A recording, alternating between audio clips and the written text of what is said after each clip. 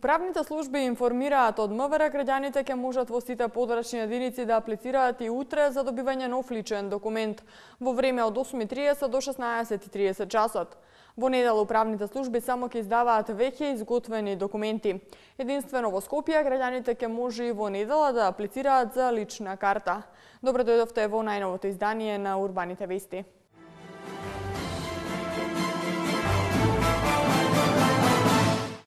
Промовирана новата услуга Ека-чалтер во општина Петровец.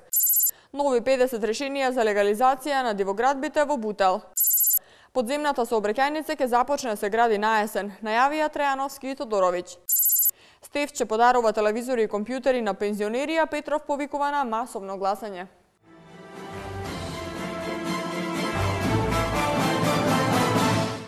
Од денеска граѓаните на општина Петровец имаат можност имотен лист да вадат во општината наместо во катастарот. Ова го возможува новата услуга Ека-чалтер која денеска беше промовирана во општината. Целта на воведувањето на шалтерот за електронски катастар е подобрување на јавните услуги за граѓаните.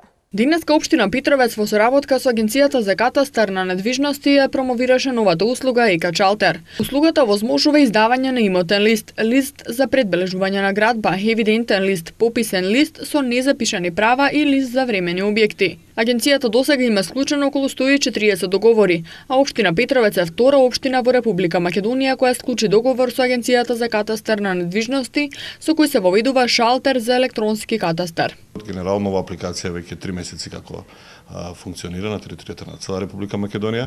До сега имаме склучено 140 договори, преку 6200 имотни листови се издаваат. Целта за воведување на шалтер за електронски катастар е подобрување на јавните услуги за граѓаните, квалитетен и побрз пристап до бараните услуги. Денес официјално ја презедуваме надлежноста на издавање на имотни листови во општина Петровец. Ќе продолжиме и понатака да соработуваме со катастарот, не само за вадење на имотни листови, него и за сите други потреби што ќе ги имаат граѓаните од нашата општина. Со воведувањето Ека-чалтер, граѓаните нема да патуваат до катастарот за да извадат имотни листови, туку тоа ќе може да го остварат во самата општина. Агенцијата за катастар на недвижности во иднина ќе потпише договори со останатите општини во градот. Склучивме договори, започнавме да применуваме оваа услуга со општина Илинден, како што кажав општина Петровец е втората општина, исто така се започна со користење нова услуга со општина Зеленикова. Во наредниот период очекуваме да ги динамизираме договорите, склучувањето на договорите со останатите општини од Скопската област и во наредниот период сите да можат општини да издаваат имотни листови на жителите на градот Скопје и на жителите на Република Македонија. Воедно денеска градоначалникот Борче Митевски од представниците на општинската изборна комисија го доби уверението со кое се верификува неговиот мандат за градоначалник на општина Петровец. Митевски изрази задоволство што изборите минале во мирна и демократска атмосфера и им посека успешна работа на новоизбраните членови на Советот на општина Петровец, кои исто така денеска ги потпиша уверенијата. Денеска градоначалникот на општина Бутел Петре Латиновски на 50 на граѓани им ги врачи решенијата за легализација на нивните бесправно изградени објекти. За одбележување е фактот дека денеска беше доделено 2001-то решение за легализација. Вкупно во Бутел се поднесоа 6374 барања за легализација. Андријана Димитриевска. Општина Бутел продолжува со трендот секоја втора седмица да доделува предмети за легализација на бесправно изградени објекти.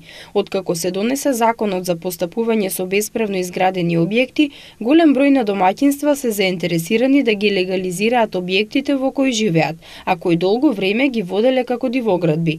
Заинтересираноста на граѓаните за да ги легализираат бесправно изградените објекти во кои живеат досега се покажа како голема.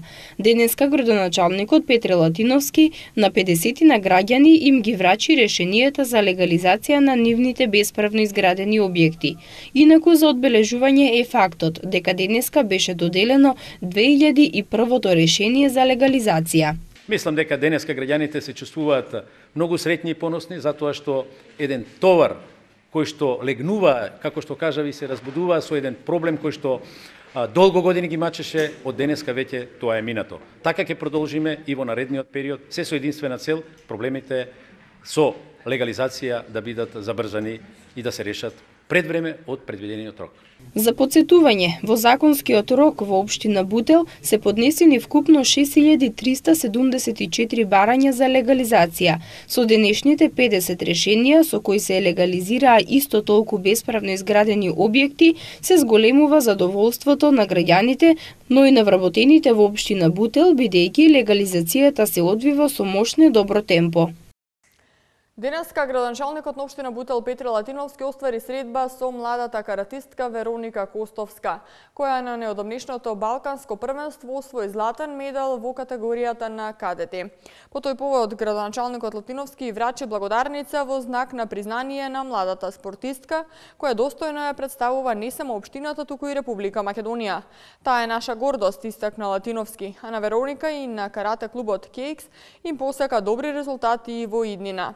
Инаку на последното Балканско првенство што се одржа во Крагуевац, Србија, учествуваа 14 земји со 1640 нетпреварувачи. Нашата репрезентација на Балканијадата се представи со 198 каратисти во сите категории, и во кати и во борби.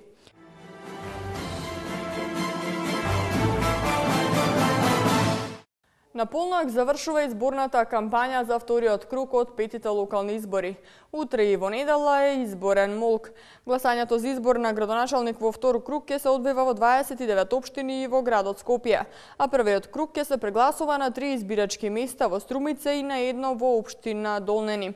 Право на глас имаат 1.103.175 граѓани на 1614 избирачки места. ДИК веќе ги предаде избирачките ливчиња на општинските изборни комисии кои треба да ги достават до избирачките одбори. Утре гласаат затворениците, болните и немокните лица, лица кои се наоѓаат на издржување мерка куќен притвор и внатрешно раселените лица. Во вториот круг право на глас има 988 затвореници и 73 раселени лица. Гласањето започнува во 7 часот, а завршува во 19 часот. На избирачите затекнати во објектот каде што се гласа им се овозможува да гласаат. Бројот на наблюдувачи на вториот круг од изборите се уште не е познат. МОСТ најави дека утре ќе соопшти колку нивни наблюдувачи утре и во недела ќе бидат на терен. Втор круг гласање од општините во Скопје и регионот ќе има во Алачиново, Бутел, Ѓорче Петров, Карпош, Студеничани центар, Чаир и градот Скопје. Во градот Скопје на 536 избирачки места право на глас според избирачкиот список има 444.259 лица.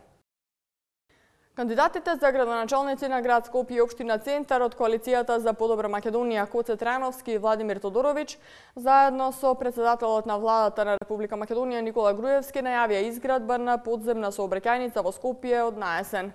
Подземната сообраќајница ќе се гради од мостот Гоце Делчев па се до Народна банка. Ќе има кружни сообраќајници и 2 нивоа на двата нејзини влезови. Должината на оваа сообраќајница 1300 метри, од кои што 900 метри се подземја, а 400 метри надземја. Ивана Митковска.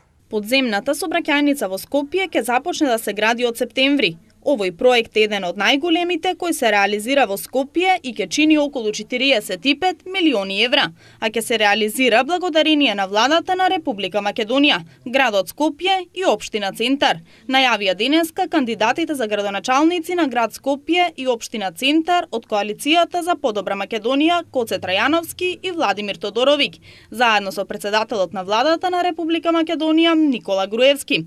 Градот Скопје веќе го објави тендерот за изградба на подземна сообраќајница од мостот Гоце Делчев па се до Народна банка.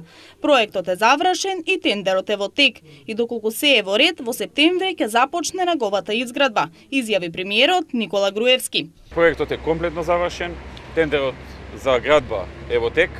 Очекувањето е некаде во јуни да се достават понудите, во јули да се изврши избор и доколку се е во ред, во септември да почне градбата на оваа подземна сообраќајница. Таа значително ќе го растерети сообраќајот во центарот на Скопје, особено за оние возила кои што немаат намера да се задржат во центарот, туку планираат од аеродром или Ново Лисиче или тој дел на Скопје, Газибаба и така натаму да преминат кон Карпуш или пак во овој дел на центарот каде што ќе излегува сообраќајницата. Подземната сообраќајница ќе има кружни сообраќајници на две нивоа на двата нејзини влезови. Должината на оваа сообраќајница ќе биде 1300 метри, од кои што 900 метри се под земја, а 400 метри над земја. Спуштањето е 10 метри под земја, од кои 6,5 метри се предвидени за проток на сообраќајот. Значи од тука ќе почне планирањето, ќе се движи покрај киот на Вардар. Нема да биде зафатен Кејскиот зид, значи и патеките ролерско-велосипедските. Тука ќе биде од Кејскиот зид према централното градско подрачје и ќе излегува некаде кај комплексот на банки. Кандидатот за градоначалник на општина Центар Владимир Тодоровик изјави дека со реализацијата на овој голем сообраќаен проект значително ќе се подобри одвивањето на сообраќајот во Скопје. Во голема мера ќе се подобри квалитетот на сообраќај и ние мислам дека ќе бидеме град кој за разлика од градовите големи што се во окружувањето кој што е Солун, Софија, Белград и другите, ќе има најквалитетно решен сообраќај низ градот. А дожделивото време не беше пречка и за кандидатот за градоначалник на град Скопје од коалицијата Сојуз за еднината да го искористи последниот ден пред изборниот молк да ги повика граѓаните да му ја дадат довербата. Според него, градот Скопје досега не покажува изгледи за иновативност и напредок, со оглед на тоа што од 120 градови во Европа, Скопје е на последната 120-та позиција, а на светската листа од 3500 градови е на дното, односно на 485-та позиција. Скопје може да биде центар на независната културна сцена, вработена младина, која ќе ужива во својата слобода. Затоа, почитувани скопјани, мои сограѓани, ве повикувам на 7 април масовно да излезете на гласање и заедно да се избориме визијата за подобро Скопје да стане наша реалност. Од вас зависи во какво Скопје ќе живееме. Кандидатот за Карпош Стефчо Екимовски денеска им додели по еден плазма телевизор и еден компјутер на двете пензионерски друштва во Карпош, а неговиот против кандидат Андре Петров ги повика граѓаните масовно да излезат во недела и да ги поддржат неговите проекти. Елизабета Дамјановска. Последниот ден од предизборната кампања денеска го искористија кандидатите за градоначалници на општина Карпош. Кандидатот за градоначалник на општина Карпош од коалицијата Сојуз за еднината Андре Петров денеска ги повика граѓаните во недела да излезат на гласање и да го дадат гласот за, како што рече, подобра и поуспешна општина. Тој истакна дека неговата програма е реална и остварлива и е во интерес на граѓаните. Би сакал денеска да ја повикам да излезете на вториот круг на гласање и да го дадете гласот за подобра и поуспешна општина. Би ве повикал да гласате за легализација за 1 евро за балконите и доградбите во Карпош, да гласате за 1000 нови вработувања за одржување на објектите за домување во Карпош, да гласате за нов пензионерски дом во Карпош, за нови градинки во Карпош, да гласате за решавање на проблемот со паркирањето, за бесплатно паркирање и за нови катни гаражи во Карпош, да гласате за подобра и поуспешна општина. Кандидатот за градоначалник на општина Карпош од Српската напредна странка Стефчо Екимовски денеска им подари по еден плазма телевизор и компјутер на пензионерите од пензионерските друштва Карпош и Тафталиџе. Сакаме да подариме по еден телевизор плазма и по еден компјутер на двете пензионерски друштва, тоа е пензионерско друштво Карпош и пензионерско друштво Тафталиџе, кои се наоѓаат на територија на општина Карпош, како израз на добрата соработка што досега имавме и потврда за натамошната соработка што ќе имаме од недела натаму. Мојот адут на овие избори се граѓаните на општина Карпош, кои што евидентно дека се одлучуваат да ја поддржат граѓанската опција и дека не прифаќаат никакви налози, никакви поделби, туку напротив сакаат заедништво, а победата моја на овие избори ќе биде израз на заедништвото на граѓаните на Карпош. Во недела на 7 април на денот на одржувањето на вториот круг од изборите за градоначалници на општините, градоначалник на градот Скопје, како и на прегласувањата во одредени избирачки места за избор на градоначалник на општина, во канцеларијата на Народниот правобранител во период од 7 до 19 часот ќе функционира бесплатната телефонска линија 0800 54321, на која граѓаните ќе може да пријават каква било повреда на избирачкото право. Отворени за граѓаните ќе бидат сите 7 канцеларии на Народниот правобранител во Скопје, Битола, Кичево, Куманово, Струмица, Тетово и Штип, со цел да им се помогне во остварувањето и заштитата на нивните права. Во останатиот дел на урбаните вести уште ќе гледате. Спорт. Тимот на Олимпијакос во кој игра Перо Антич обезбеди четвртфинале во Евролигата. Актуел, Елена Миленковска дебатира со номерата добар или лош.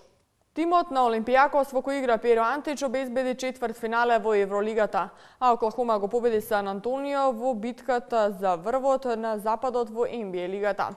Спортските вести се веднаш по рекламите.